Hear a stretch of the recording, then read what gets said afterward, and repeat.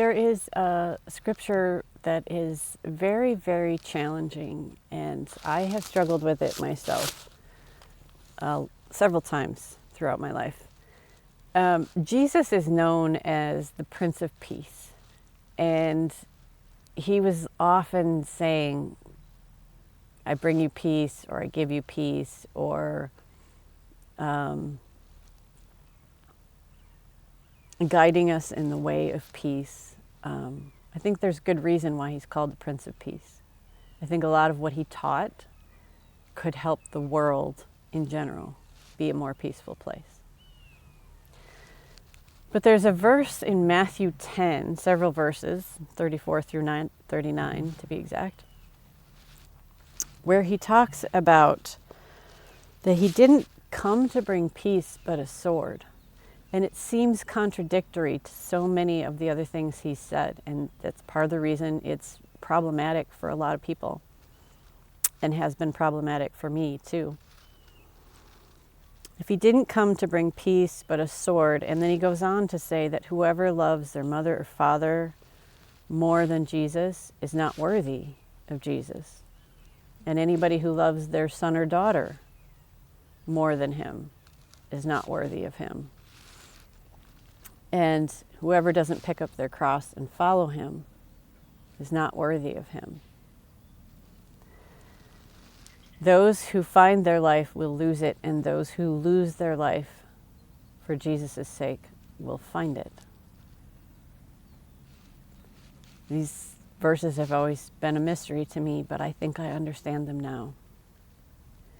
I think some people try to gain their peace by the things of this world, and even the relationships in this world. And I wish that we could have that much faith in worldly relationships, like with our parents or our kids.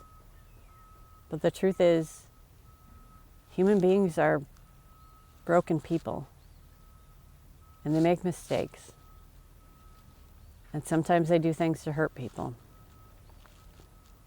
whether intentionally or unintentionally. If you want lasting peace, I don't know that it can come from anything of this world. It needs to come from the source, which is Jesus. And I understand this better now because when I moved to Austin, I basically risked every relationship I had. Because there would be a lot of people who wouldn't believe in what I was doing. People who didn't believe in leaving a marriage, no matter what was going on. Some people believe that you take that vow and you can never change that vow. But the truth is, people change. People grow and evolve. And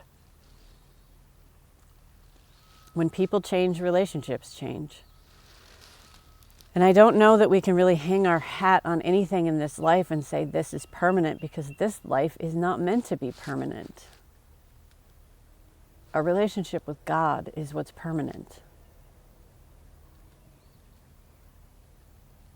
So when I risked all of those relationships, I had no idea if any of my friends would remain my friends. If any of my family members would still call me family. I had a feeling my parents would be hugely disappointed. My ex-husband is a very nice man. He's a beautiful person. I have no ill feelings towards him. But I hurt him. And I know that a lot of people think that there's no excuse for that. And I understand that. But I was literally trying to save my own life. My health was failing very rapidly, and I needed to make a change. I don't think that lasting peace comes from the things of this world, not even the relationships of this world. Even though God felt absent to me for over a decade, I knew that God was still there, and God was still working on my side. When I'm in a situation where I've been praying for the same thing for a really long time and nothing's happening, or I feel stuck, the question I ask myself is, what lesson do I need to learn? Because that's what this life is about. We're learning lessons. We're spiritual beings having a human experience so that our souls can grow and become stronger, more loving, more caring.